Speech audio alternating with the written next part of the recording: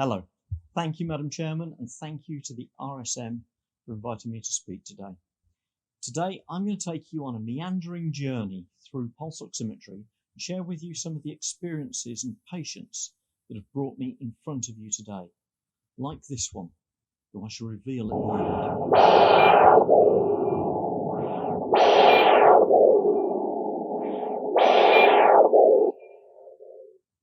Well, where to begin? Well, how about the late 1970s, specifically 1979? For a moment, I'd like you to think back to what you were doing then. 79 for me was quite significant, as it turned out. As a young applied biology student, I worked in an animal laboratory, and I was working on a study to prove the concept of a technology that we now know as pulse oximetry. Now, at this time, we were not working on pulse oximetry per se.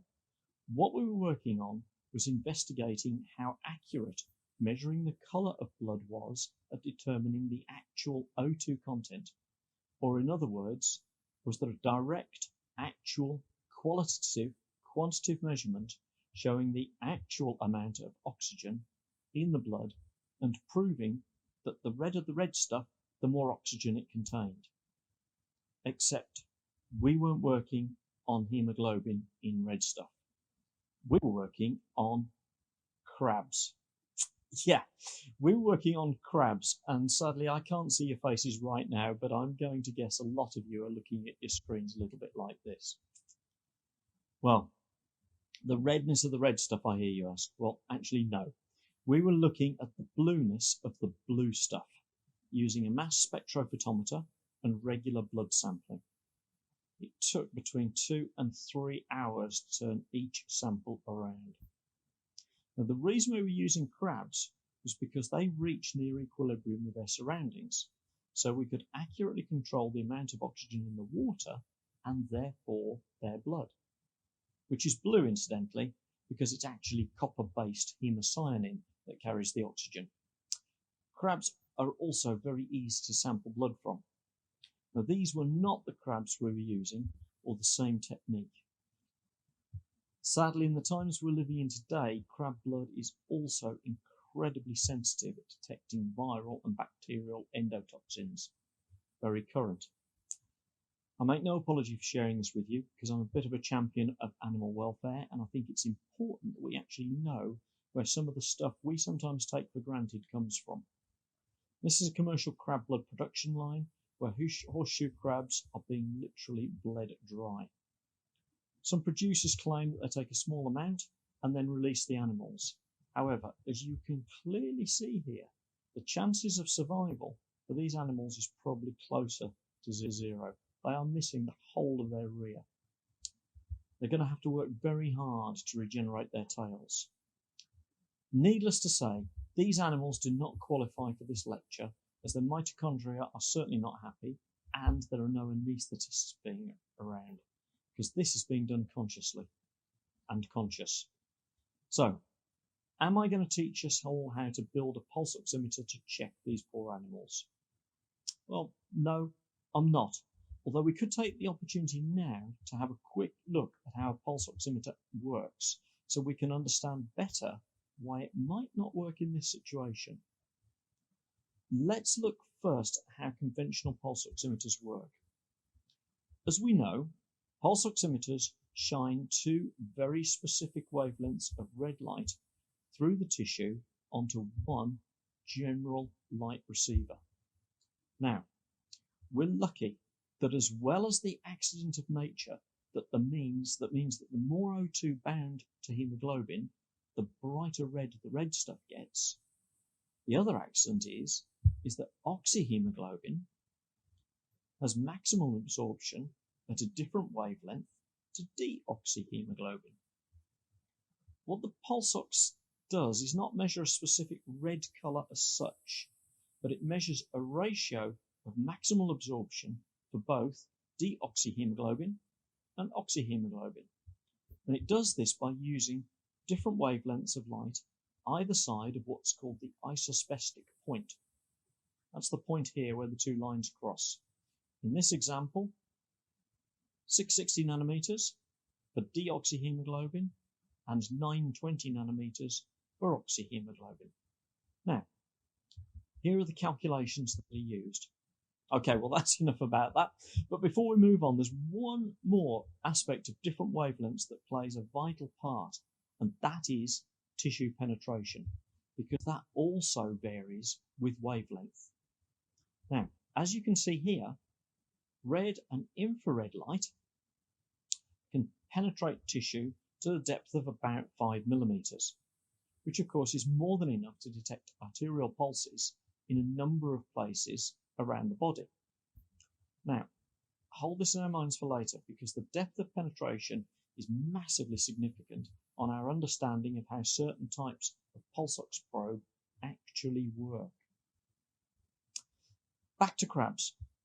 What is stopping us from building a crab pulse oximeter, and why has no one done this? Well, aside from the obvious reasons of there not being a big market for one, there are a couple of practical technical problems that we can use. The first problem is, unfortunately, that blue light will only penetrate tissue to the depth of a couple of millimeters, which, aside from the shell, might be a problem to get over. It might be a problem to get over a pulsatile vessel on our crab. The second problem is the isobastic point for oxy and deoxyhemocyanin. Oxyhemocyanin is easy.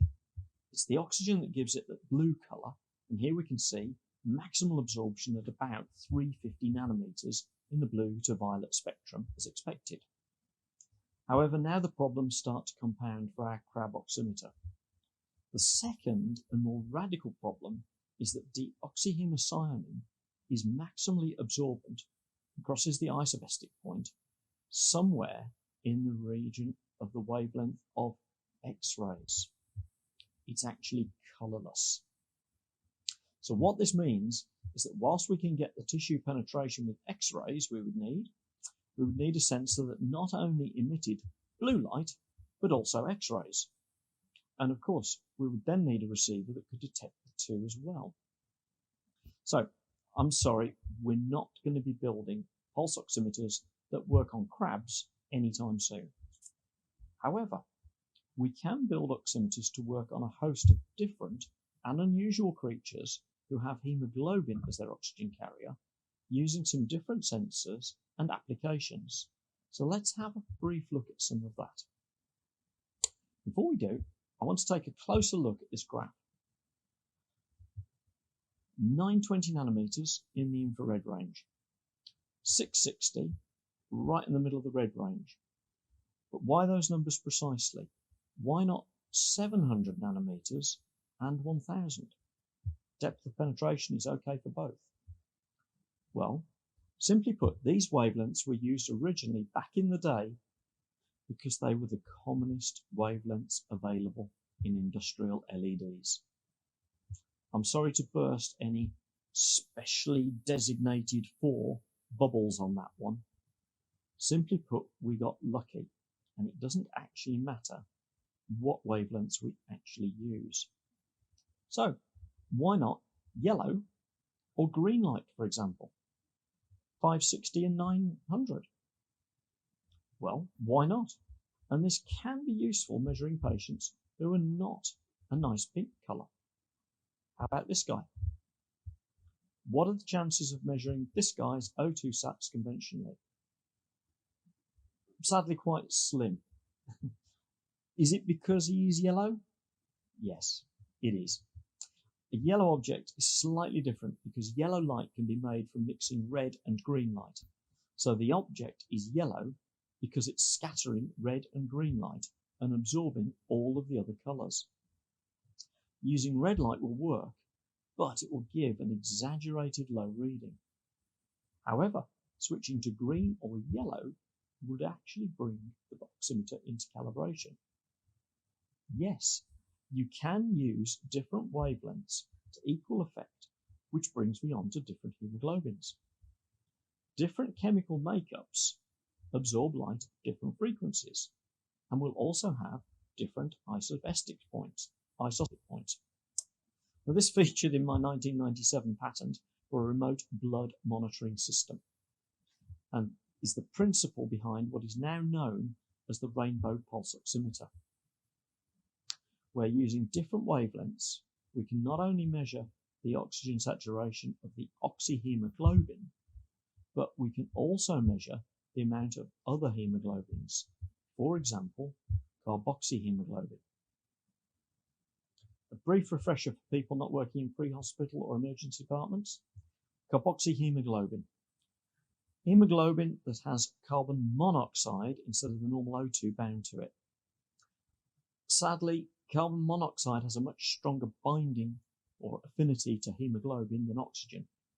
And carboxyhemoglobin is formed in carbon monoxide poisoning, which of course leads to oxygen deficiency in the body and potentially to death.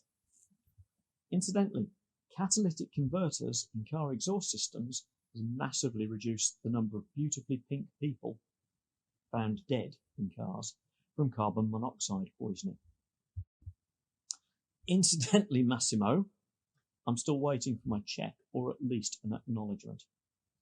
So, how did I come across this and what made me take out a patent? Well, simply put, 1996 was a bad year for firefighters. The UK Fire Brigade, as it was known then, had suffered a number of deaths, and I'm sorry to say things haven't moved forwards very far since then. Firefighters still die in fires, generally from smoke inhalation, after their breathing apparatus becomes compromised or they run out of air. We built a pulse oximeter transmitting via telemetry real-time vital signs data without interfering with the activities of the firefighters at work to people who could control the scene outside of the direct fire scene. Simply put, we built a pulse oximeter into the face mask. Sadly, none of my team's work for remotely monitoring firefighters have ever seen the light of day. But I'm getting ahead of myself in my story by about 10 years here. I want to take us back to the 1980s, where I was working as an industry advisor with a fabulously supportive and generous gentleman, some of whom you may have known, Professor David Pozzillo, CBE. Now, Prof. Pozzillo was tasked with investigating and doing something about the number of deaths occurring in perfectly fit and healthy children and adults in dentist chairs around the country during anaesthesia and simple sedation techniques. Minimal monitoring standards, if you like. My role? Well, my role was to keep the committee up to date with what was actually available and to help. Of course, the primary piece of equipment was the first commercial pulse oximeter, still available today on eBay. Well, we all know some of the limitations of the pulse ox, but for the average, warm, healthy human patient undergoing a procedure, what better way to monitor the ABCs of the patient? Airway, breathing, circulation. For those younger members of the audience, well, we're talking of a time when pulse oximetry was not routine. Not even in general hospital theatres, probably not in the recovery suite, certainly not on general wards, and definitely not at your local dentists. The device on the screen here, the first commercially available pulse ox, was over £2,500 plus VAT. For our purposes, the choice of a pulse ox was an obvious one. Small, non-invasive, real-time measurement. Just think back for a moment and remember your last visit to the dentist and think about it from an anaesthetic perspective. Airway. Well, compromised physically with a dental procedure, potentially partially occluding the upper airway, patient with an open mouth but having to breathe through the nose, making it difficult to breathe. Now, let in some drugs. Respiratory depressant drugs like midazolam for sedation, or even progressing on to a full anaesthetic. Circulation, again, potentially compromised or reduced from the drugs used. A dentist, not necessarily with a qualified nurse on hand, concentrating on a tricky tooth extraction and possibly controlling bleeding into the back of the throat. It's actually a surprise we didn't lose more patients back then. So here we are, airway, breathing, circulation, all summarised neatly, non-invasively, in real time, in one neat little monitor, the pulse oximeter. If any of these is compromised, it will show on the pulse ox.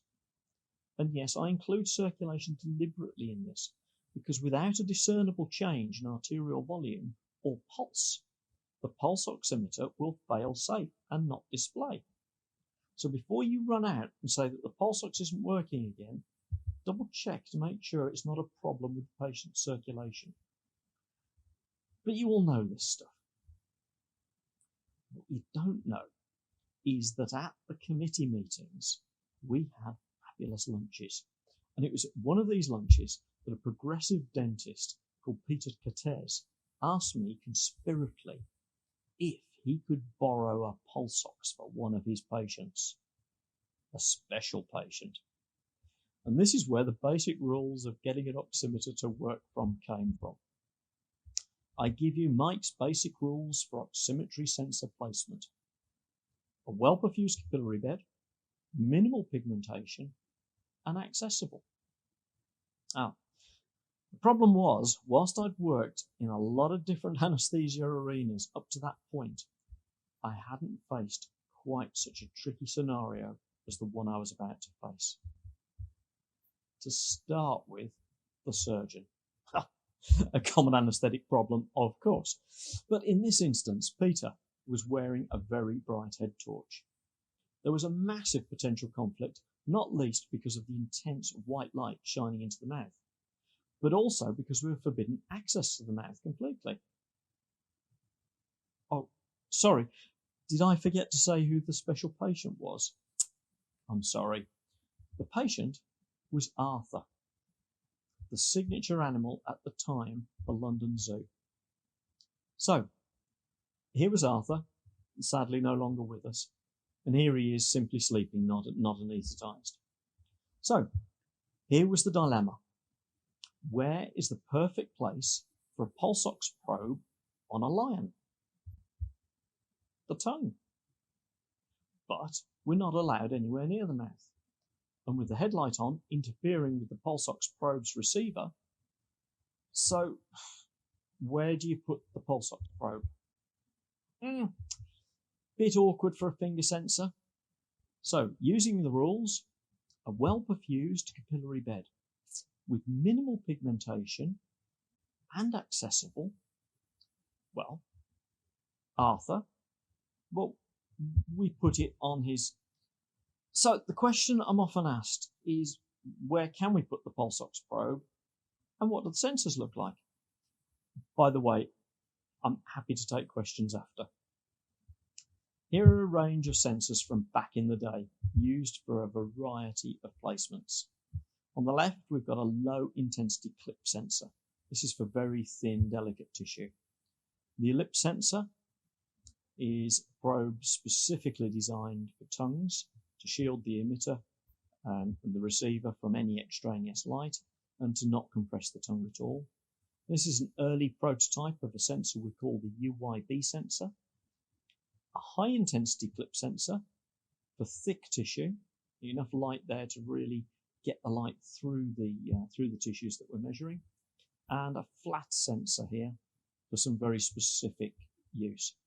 Anyway, back to Arthur. Well, sometimes paws aren't quite as big as Arthur's, and sometimes they're not very dark, so we can actually use them. Here's a cat's paw. Sometimes you can have access to the tongue. In this instance, carefully. Sadly, I haven't got time here for me to tell you about why a medetomidine-ketamine mix should actually be reclassified and just how exciting spontaneous recovery can be. We're not going to have lunch together. In fact, most of the time for veterinary medicine, the tongue is a perfect place for the pulse ox probe for several reasons. It's generally accessible. It has minimal pigmentation and is reasonably well perfused. As a side note, despite its position in the head, the lingual artery is actually fed from several sub-branches from the carotid, meaning it acts like a peripheral vessel, meaning it gives us early warning of changes in SpO2 and circulatory status. Sometimes, though, tongues can be very thin. Now, as you can see, everything is working perfectly here, in spite of the massive dead space, illustrated beautifully on the capnography waveform here. This does, however, illustrate a situation which may also throw up a pulse ox error message. This is working okay, 241 beats per minute, 99 sats. So let's zoom in a little bit here and have a closer look. You'll notice the intensity of the light here. Now this is similar to the headlight, in this case on a very thin tongue, and the problem is potentially too much light swamping the receiver and losing the very small pulsatile volume changes that the pulse ox is looking for. This leads to one of the oldest urban myths around the failure of pulse oximetry. Now, I touched on this earlier, that it might be a fail-safe check patient circulation rather than the monitor itself. But here are two problems that do also occur. The failure of the monitor and loss of signal is often misdiagnosed as being probe pressure causing exsanguination of the delicate tissue between the jaws. Now, this may actually be the case, but not necessarily. Now, I'm not saying that exsanguination is not real. Just try this and see how long you last. There are two simple solutions to help the user get the data from the pulse ox they require. One is to wedge the jaws of the probe open slightly, alleviate pressure on the tongue. So this could be one way. Incidentally, as you'll see shortly, the fact the receiver and the emitter are not directly opposite to each other has no bearing whatsoever on the effectiveness of the pulse ox or the accuracy. The other fix is to put a few layers of swab over the tongue between the jaws.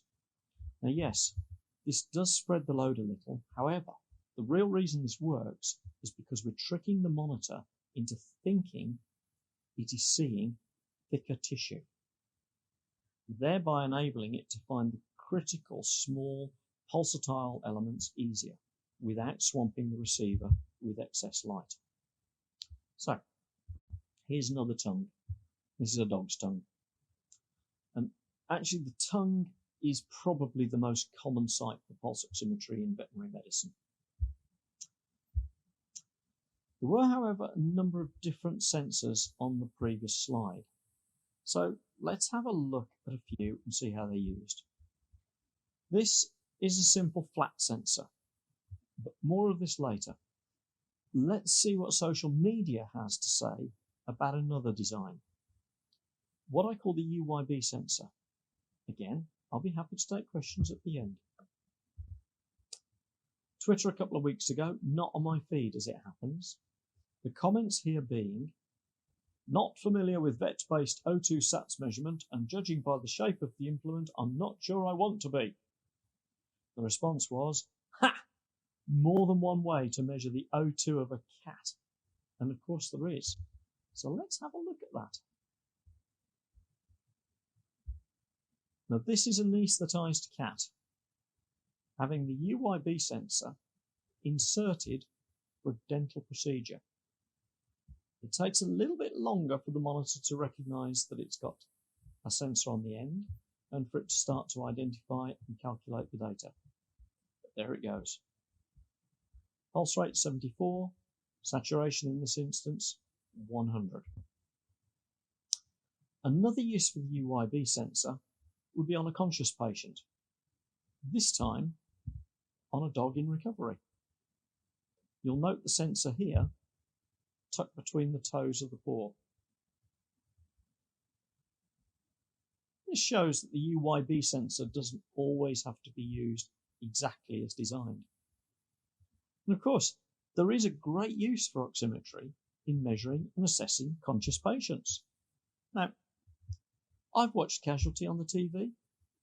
I'm not sure if James Herriot has. Points to note here on the next slide are just how quickly the pulse rate settles after the initial shock. This cat is conscious.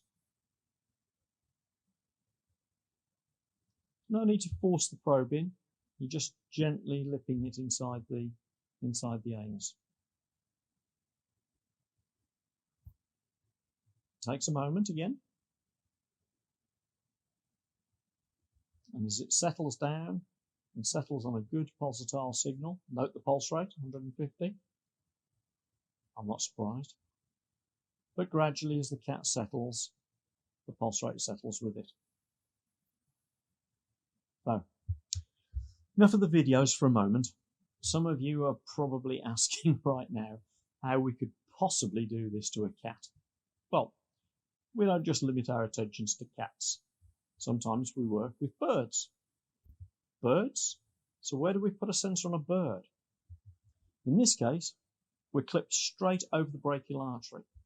Although, in some of the larger birds, you can also use the feet if they're not too dark. What you probably can't see here very clearly is the pulse rate, which is 285. Let's just zoom in on the sensor. There it is, clipped over the brachial artery. Now we could also use the cloaca in a bird as well. But sometimes we work on smaller patients.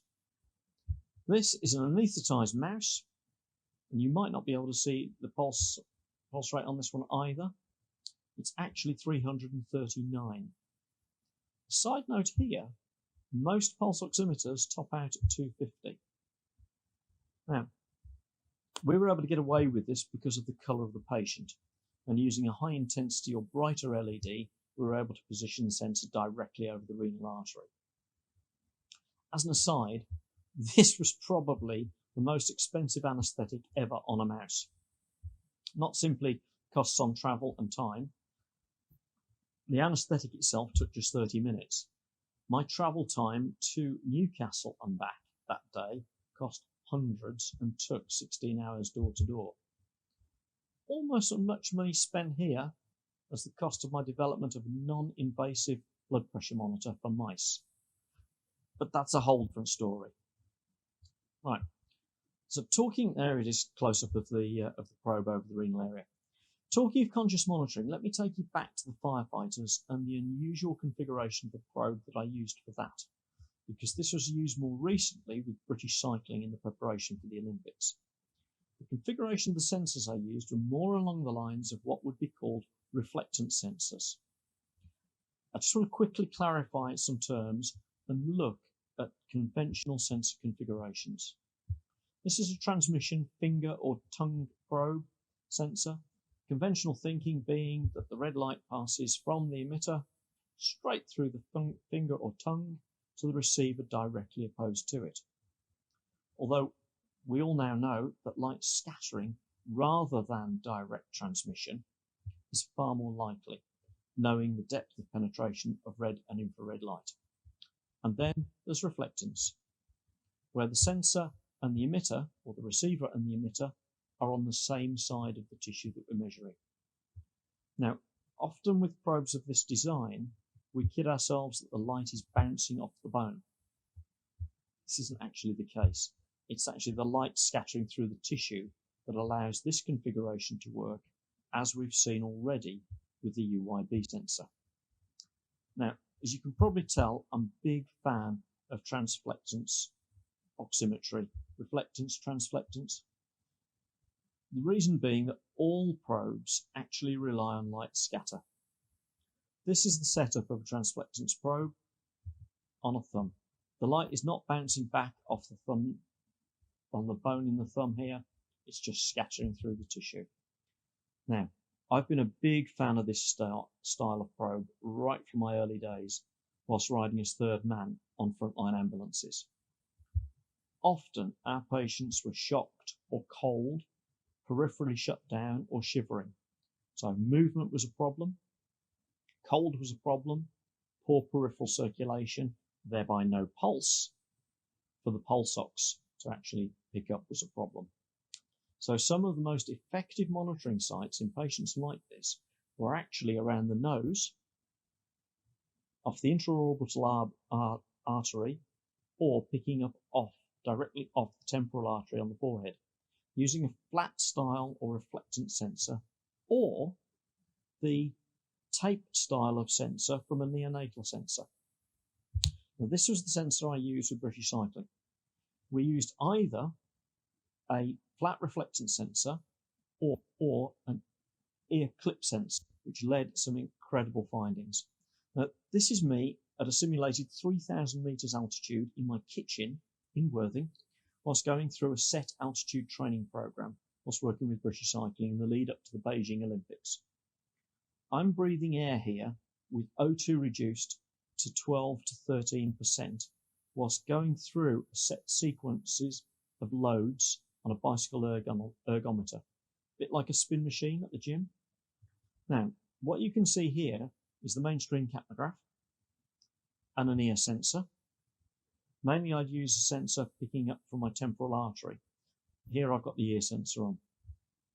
What you can't see here are the other leads: non-invasive blood pressure, ECG, and a second pulse oximeter taped to my finger.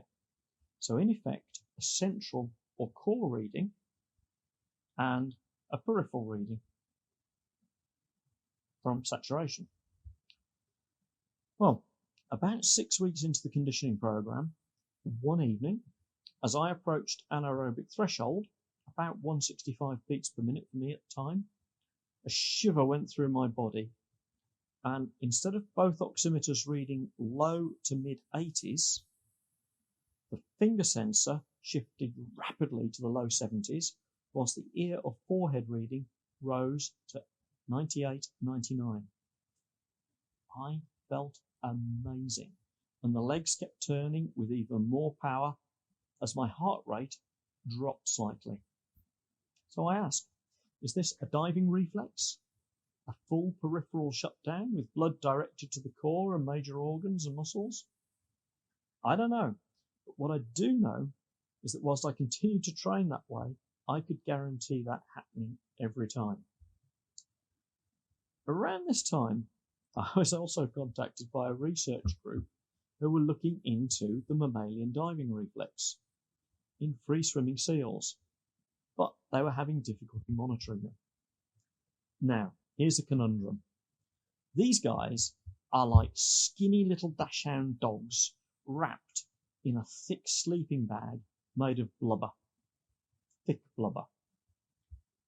Ultimately, despite everyone saying it could not be done, and you can see why, their flippers are black and cold, very cold. They have almost no circulation there at all. They're not keen on you sticking things into them. They have a vicious bite. How did we do it? What we did was we picked up off the only accessible place, which is the temporal artery. Now, survival dictates that the eyes are pretty important, and so nature makes sure they're included on the vital organs list and are amongst the last organs to be shut down and one of the first to wake up, along with the hearing. Remember the tiger? With the reflectance oximeter sensor placed over the orbital artery linked to a data storing pulse ox board, we could track the animal's O2 sats and pulse rate data whilst they swim. Fixing pods with aerials onto their necks enables that data to be relayed to satellites every time the seal surfaces. You can see the little aerial here. So the seal surfaces, 6 heads above the water. This gets dry to air, and the battery and the transmitter here upload the data to satellite. Now, interestingly, the team have now called into question the meaning of the word reflex, particularly in relation to the mammalian diving reflex. They have shown that seals actively shunt blood from the periphery to the core before they dive, and that the so-called diving reflex is more of a conscious reaction rather than a reaction to the environment. They choose to do this. Now, wouldn't it be exciting to monitor a seal's predator at the same time as the prey and compare the physiological reactions to the chase? Well, yes, we've also started to successfully monitor conscious sharks, starting with small ones. Now again, we're using modification of the UWB or reflectance sensor. Now this work was started not to monitor a hunt, but to monitor stress levels in captive sharks during a procedure called trancing, where the shark effectively plays dead when positioned in a certain way, which some aquaria use to enable them to take blood samples. The question was asked, is this actually stressing the animal almost to the point of death? This is just like trancing rabbits, where a rabbit is placed on its back and the rabbit appears to completely relax, enabling you to do just about anything. What the uninitiated on YouTube don't realise is that this also causes a massive adrenaline release, sometimes enough to kill the rabbit. Of course, there are other animals that swim, as well as seals and sharks. And that brings me back to another recent challenge and unusual sensors. Working with British swimming, also in the lead up to the Olympics a few years ago. The task was to work out whether it was better to maintain hydrodynamics by keeping the head submerged and go hypoxic with a possible loss of power, or keep breathing and break the hydrodynamics. You will, I'm sure, be relieved to hear that we didn't use the UWB sensor in this instance. We used a modification. Again, positioning the sensor and emitter side by side. Incidentally, there are some strict physics rules about the distance between the emitter and the receiver. Again, positioning the sensor directly over the temporal artery, mounted to a waterproofed logging pulse oximeter tucked under the back of the swimming cap. We uploaded the data to a logger and compared it to times on final length sprints the swimmers did, sometimes breath holding and keeping their heads down, whilst other times breaking the hydrodynamics but breathing. I can't tell you the results. Moving on, and to conclude, I have shared with you some of the techniques and problems and probes that I've used to monitor some of the most interesting patients. And I'd like to share a final 3 with you with a question. How would you monitor these guys?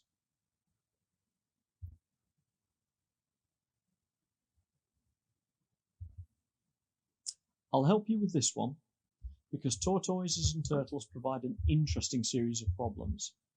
Some very obvious, one less so. They actually have what are classified as 3-chambered hearts and very slow pulse rates. So here is the answer for easy to do and complete simple monitoring of the patient you heard at the start. The other 2 we can work on together afterwards if you're interested. But yes, both have been successfully monitored.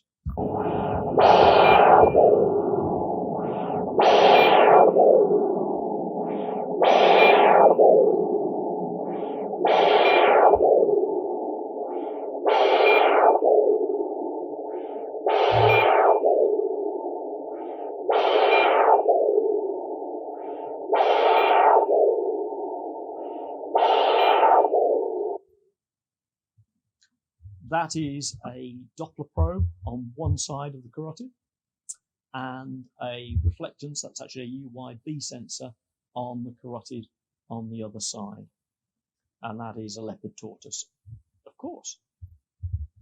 So, to conclude, I'd like to say many thanks to Dr. Peter Cortez and in memory of Dr. John Lewis, who gave me so many opportunities, and thanks to Professor David Poswillow, CBE, who was also unknowing very supportive in my early career. Thank you all for listening.